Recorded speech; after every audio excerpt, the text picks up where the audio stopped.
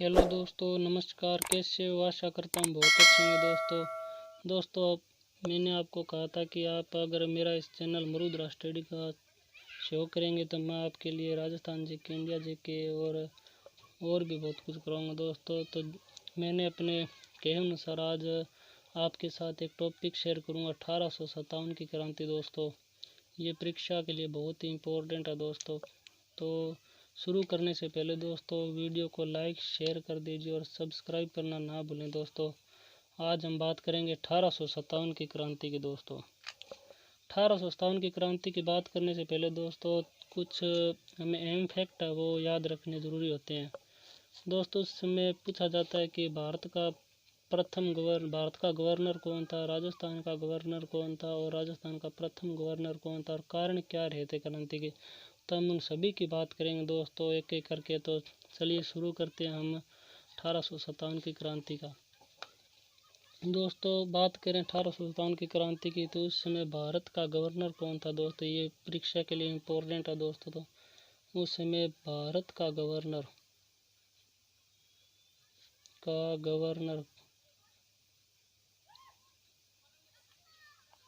1857 की क्रांति के समय दोस्तों भारत का गवर्नर था कैनिंग, लॉर्ड कैनिंग था दोस्तों। और यदि आपसे पूछ ले कि राजस्थान का गवर्नर कौन था तो याद रखना दोस्तों, राजस्थान का गवर्नर था पैट्रिक लॉरेंस। कौन था दोस्तों? पैट्रिक लॉरेंस था।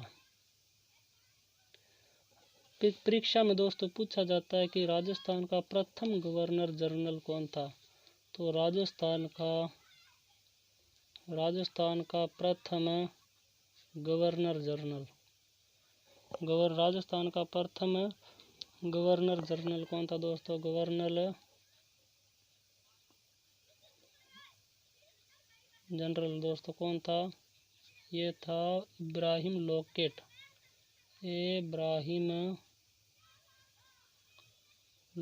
था दोस्तों, इब्राहिम लोकेट था।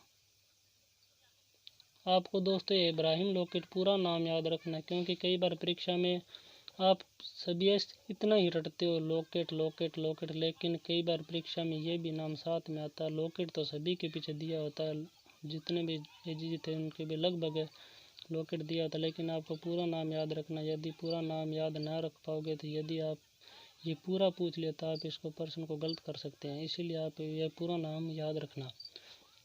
दोस्तों पूछा जाता है कि राजस्थान का अंतिम एजीजी कौन था। राजस्थान का ये भी याद रख लेना, राजस्थान का अंतिम एजीजी कौन था दोस्तों? जॉन वॉन वेल गिलन। दोस्तों जिसको नहीं पता कि एजीजी का मतलब क्या होता है तो दोस्त याद रखना गवर्नर जनरल होता है दोस्तों। एजीजी का मतलब चाहिए कह दो एक ही बात है दोस्तों। ये भी पूछा जाता है एग्जाम में कि स्वतंत्र भारत का अंतिम व प्रथम एजीजी कौन था या फिर गवर्नर जनरल कौन था। तो ये भी याद रखना दोस्तों, स्वतंत्र भारत का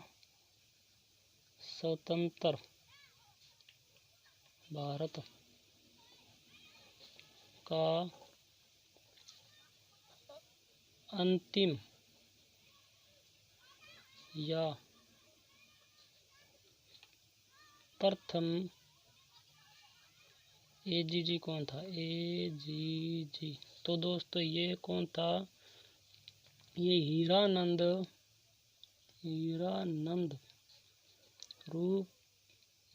रूपचंद शिवदास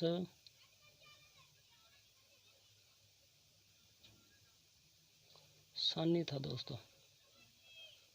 अब हमने ये बात कर ली दोस्तों कि 1857 की क्रांति के समय एजीजी कौन थे, भारत के कौन थे, राजस्थान के कौन थे, राजस्थान के प्रथम एजीजी कौन थे। अब बात करते हैं दोस्तों 1857 के कारण क्या रहे थे क्रांति के। हर कोई भी यदि काम होता तो उसका कारण तो होता ही है, इसीलिए 1857 की क्रांति का भी एक अहम कारण था ये क्यों कई अहम कारण थे, उनकी हम एक एक करके बात करते हैं दोस्तों। सबसे पहले बात करते हैं प्रमुख कारण, क्रांति के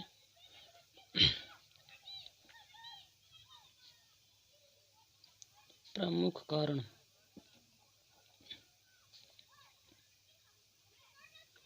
क्रांति के प्रमुख कारणों की बात करें दोस्तों, तो सबसे पहले हमें एक कारण ये भी था कि हड़प की नीति, ये भी एक कारण था, क्योंकि इसके तहत रियासतों को हड़पा जाने शुरू कर दिया गया था। तो पहला कारण था दोस्तों हड़प की नीति। प्रथम कारण था ये क्रांति का प्रथम कारण कौन सा था? हड़प की नीति। हड़प की नीति, इसे दोस्तों व्यापगत की नीति भी कहा जाता है। व्यापगत की नीति, व्यापगत की नीति। और दोस्तों इसे गोद निषेध प्रथा भी कहा जाता है। गोद निषेध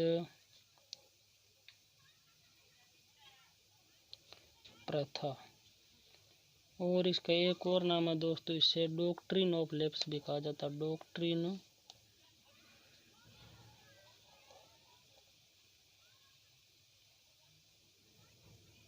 ऑफ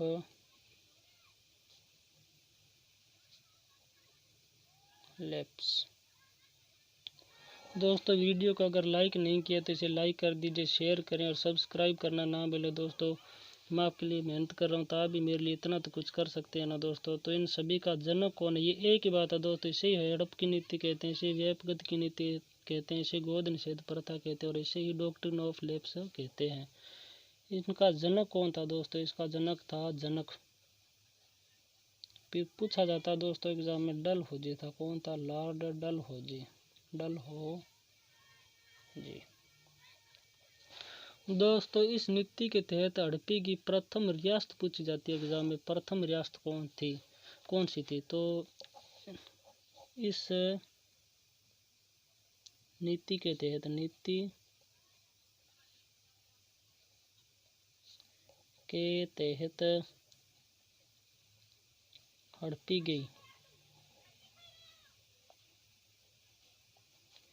हड़पी गई प्रथम रियासत कौन सी थी दोस्तों? प्रथम रियासत कौन सी थी दोस्तों? ये रियासत सितारा। कौन सी रियासत थी दोस्तों? सितारा। कहाँ पर है ये दोस्तों? महाराष्ट्र में। सितारा महाराष्ट्र में। कब हड़पा गया था दोस्तों इसे? तो ये हड़पी गई थी 1848 में हड़पी गई थी, 1848 में दोस्तों। इसी नीति के तहत केरल को भी हड़प लिया गया था। इसी नीति के तहत या फिर ऐसे कह देते हैं कि 1855 में केरल को हड़पा गया था। केरल को हड़पा, लेकिन क्या हुआ दोस्तों? बीओडी ने इसे मान्यता नहीं दी। 1855 में इसे केरल को हड़प लिया गया था, लेकिन बीओडी ने मान्यता नहीं दी दोस्तों, इसलिए ये सफल नहीं हो पाए थे, इसीलिए हड़पा गया। लेकिन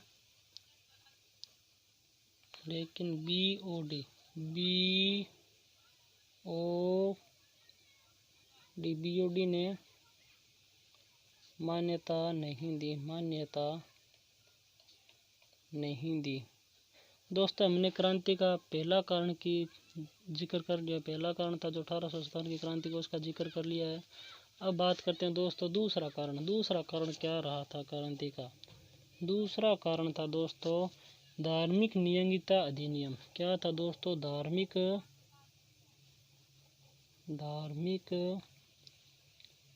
नियंत्रित अधिनियम। ये दोस्तों कब पारित किया गया था? तो ये किया गया था दोस्तों 1850 में। कब किया गया था? 1850 1850 में पारित किया गया था। इस अधिनियम के तहत क्या कहा गया था कि यदि धर्म परिवर्तन करने पर पैतृक संपत्ति में अधिकार होगा। यदि कोई व्यक्ति धर्म परिवर्तन कर लेता है तो उसका पैतृक संपत्ति में अधिकार होगा। तो इसकी भी बात कर लेते हैं दोस्तों। क्या कहा गया था कि धर्म परिवर्तन करने पर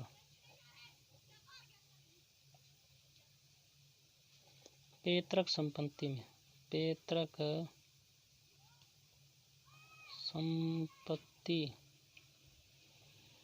में अधिकार होगा।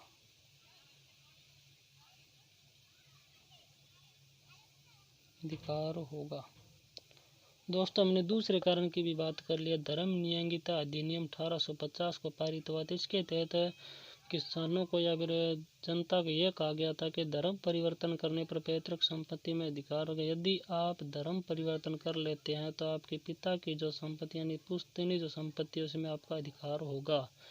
तीसरा कारण था दोस्तों क्रांति का विधवा पुनर्विवाह अधिनियम, क्योंकि ये राजपूतों में बहुत ही प्रचलित था। जब कोई राजा या फिर जागीरदार गुजर जाता था या फिर उसकी हत्या हो जाती थी, कोई युद्ध में मारे जाते थे, तो उनकी पत्नी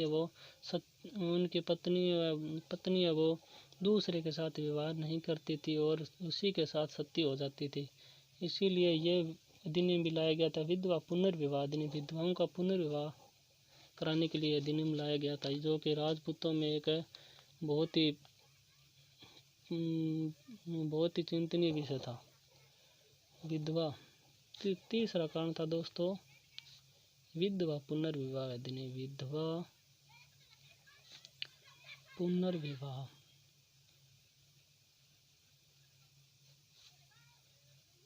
अधिनियम। इस अधिनियम को राजपूत अपना अपमान समझने लगे दोस्तों कि इनकी ये प्रथा थी कि यदि कोई व्यक्ति गुजर जाता है तो उसकी जो पत्नी होती है उसका पुनर्विवाह नहीं करवाया जाता था और उसे सती होना पड़ता था। या तो वे स्वयं हो जाती थी या फिर उसे करवा दिया जाता था सती। तो ये अधिनियम दोस्तों कब पारित किया गया था? 1856 में पारित किया गया था दोस्तों पूछा जाता है कि इस अधिनियम का मसौदा किसने तैयार किया था? बहुत ही वेरी इम्पोर्टेंट है दोस्तों, नोट्स बनाए चलना दोस्तों। मैं बहुत ही शायद यूट्यूब पर से दोस्तों इतना डीप नहीं करवाया होगा, आपको हो सकता है करवाया होगा, लेकिन मैंने ये देखा नहीं है दोस्तों। तो इसका मसौदा किसने तैयार किया था? मसौदा किसने तैयार किया था दोस्तों? इसका मसौदा तैयार किया था डलहौजी ने तैयार किया था। लॉर्ड डलहौजी। दोस्तों दिखाई तो दे रहा होगा आपको, जूम कर लूँ क्या? जूम तो यार होगा नहीं, थोड़ा सा कर ही लेते हैं। चलो नहीं यार नहीं होगा, इतना ही रहेगा। आप HD क्वालिटी यार तेज कर लेना दोस्तों। लागू ये किसने किया था? लागू दोस्तों कैनिंग ने किया था इसे। कैनिंग जो कि क्रांति के समय भारत का गवर्नर था, लॉर्ड कैनिंग। इसी ने IPC को पारित किया था 1860 के अंदर। कैनिंग ये किसके प्रयासों से लागू हुआ था दोस्तों? ये भी पूछा जाता है। ईश्वर चंद्र ईश्वर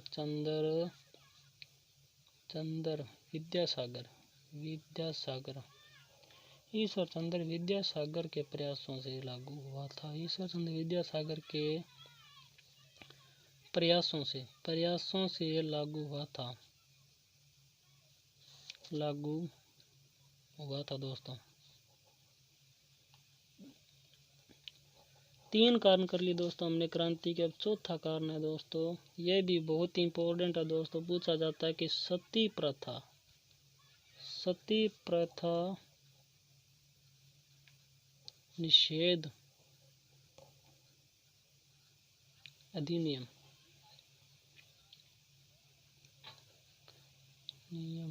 दोस्तों आज पहली क्लास है इसीलिए राइटिंग थोड़ी ख़राब हो रही है, तो आप समझ लेना दोस्तों। मैं साथ साथ बोल भी रहा हूँ। 1829 में ये दोस्तों लागू किसने की थी? विलियम बेंटिंग ने की थी। विलियम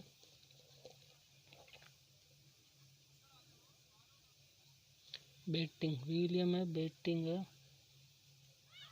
ने की थी। और इसका भी मसौदा दोस्तों किसने तैयार किया था? राजा राम मोहन राय ने। राजा राम मोहन राय ने मसौदा तैयार किया था, राय। और इसकी एक पुस्तक भी आती है दोस्तों, संवाद कौमुदी। संवाद कौमुदी, इसी के अंदर सती प्रथा का उल्लेख है। दोस्तों हमने 4 कारणों की बात कर ली दोस्तों इसकी, तो अब 5वां कारण की हम बात करते हैं। 5वां कारण क्या रहा था दोस्तों? 5वां कारण था डाकघर अधिनियम। डाकघर अधिनियम दोस्तों ये सभी इम्पोर्टेंट है दोस्तों, आप साथ साथ नोट बनाए चलना, नोट सब बनाए चलना दोस्तों। 1800 कब पारित हुआ था दोस्तों? 1854 को पारित हुआ था। इसके तहत क्या कहा गया था दोस्तों, या फिर क्या निर्णय लिया गया था कि सैनिकों के लिए इसमें स्टंप अनिवार्य करवा दिए गए थे, पट्टे स्टंप। इसमें क्या हुआ था दोस्तों कि सैनिकों के लिए, इसके तहत सैनिकों के लिए दोस्तों 5 कारणों की हमने बात कर लिया। बात करते 6ठा कारण, सामान्य सेवा भर्ती अधिनियम। ये कब पारित किया गया था दोस्तों? 1856 में। इसके तहत सैनिकों को ये कहा गया था कि सैनिकों को युद्ध करने के लिए समुद्र पार जाना पड़ेगा। अब दोस्तों एक अहम कारण की बात कर लेते हैं, यानी कि तत्कालीन कारण क्या रहा था 1857 की क्रांति का? तत्कालीन कारण दोस्तों ये सबसे इम्पोर्टेंट है। तत्कालीन कारण ये दोस्तों कई बार पूछ लिया गया एग्जामों में, तत्कालीन कारण क्या था 1857 की क्रांति का? दोस्तों क्या होता है, जब 1857 की क्रांति होती है ना, उस समय पुरानी राइफल थी ब्राउन बेज, उसके स्थान पर अंग्रेजों ने नई राइफल एनफील्ड दे दी थी, जिसके कारतूस पर गाय व सूअर की चर्बी लगी हुई थी। गाय है वो हिंदू धर्म के लिए पूजनीय होती है, और सूअर वो मुस्लिम समुदाय के लिए उसे नापाक माना जाता है, यानी कि अपवित्र माना जाता है। इसीलिए दोनों धर्म ही इससे संतुष्ट नहीं थे।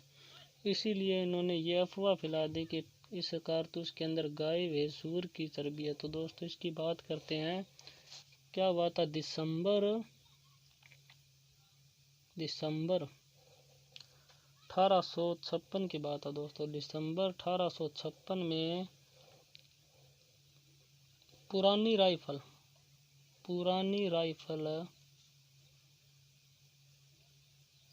जिसका नाम था ब्राउन बेस। क्या नाम था? ब्राउन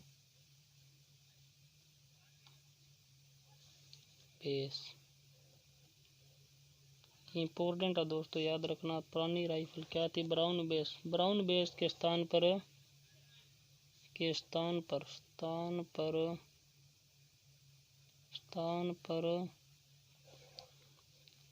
अंग्रेजों ने क्या किया? अंग्रेजों ने ब्राउन बेस के स्थान पर एनफील्ड राइफल है वो सौंप दी थी। अंग्रेजों ने एनफील्ड राइफल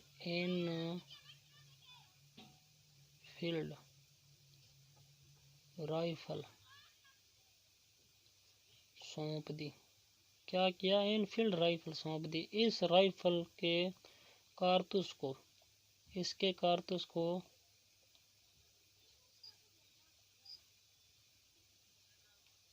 दांतों से तोड़ना पड़ता था। दांतों से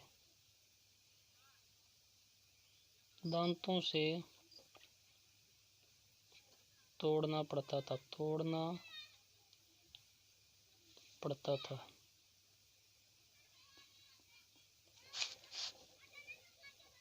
दांतों से तोड़ना पड़ता था, और इसके लिए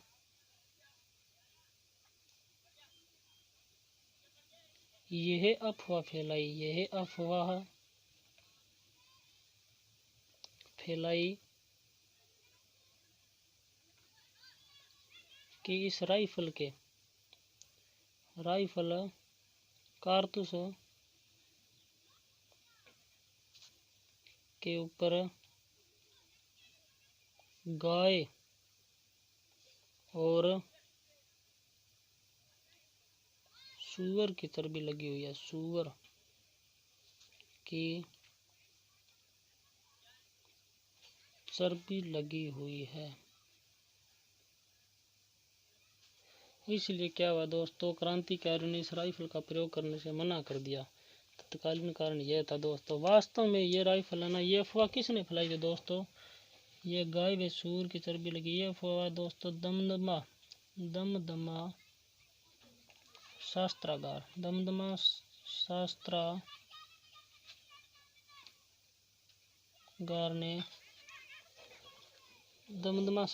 ने फैलाई दोस्तों। दमदमा शस्त्रागार ने फैलाई दोस्तों। वास्तव में यह गाय व सूअर के चर्बी वाले कारतूस वो प्रयोग में लिए गए थे। वो कौन सी छावनी थी दोस्तों, ये चर्बी वाले कारतूस है वो बलूची शस्त्रागार में प्रयुक्त हुए थे दोस्तों। ये वास्तव में कारतूस है ना दोस्तों, ये बलूची शस्त्रागार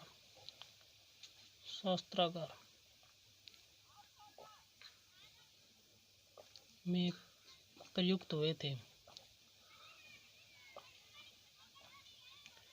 दोस्तों। दमदमा शस्त्रागार कोलकाता में, याद रखना, कोलकाता याद रखना दोस्तों। हमने आज ये बात कर ली कि 1857 की क्रांति के जितने भी कारण थे उनकी हमने बात कर ली थी। तो दोस्तों अगर वीडियो अच्छा लगे तो लाइक करना, शेयर करना, सब्सक्राइब करना दोस्तों। अगर कोई इसमें त्रुटि रही हो तो वो कमेंट के माध्यम से मुझे बताना दोस्तों। मैं अगली क्लास में इसको सुधार करूँगा दोस्तों। और वीडियो कैसा रहा ये कमेंट में ज़रूर बताना दोस्तों। और मैं चाहता हूँ कि ज़्यादा नहीं दोस्तों, इस वीडियो के मुझे सिर्फ और सिर्फ 10 सब्सक्राइब चाहिए दोस्तों। 10 प्लस कर देना, क्योंकि आप 230 सब्सक्राइब इस चैनल पर है मेरे। 230 में से यदि 100 व्यक्ति है ना, 100 वो शेयर करेंगे ना, तो 100 एक को लेकर आएंगे तो 100 व्यूज़ मेरे आ जाएंगे। 100 में से 10 व्यक्ति तो सब्सक्राइब कर ही सकते हैं दोस्तों। तो प्लीज़ कृपया करके दोस्तों, आप इतना तो कर ही सकते हैं दोस्तों, सब्सक्राइब ज़रूर करना दोस्तों। तो मिलते हैं अगली वीडियो में। तब तक के लिए धन्यवाद।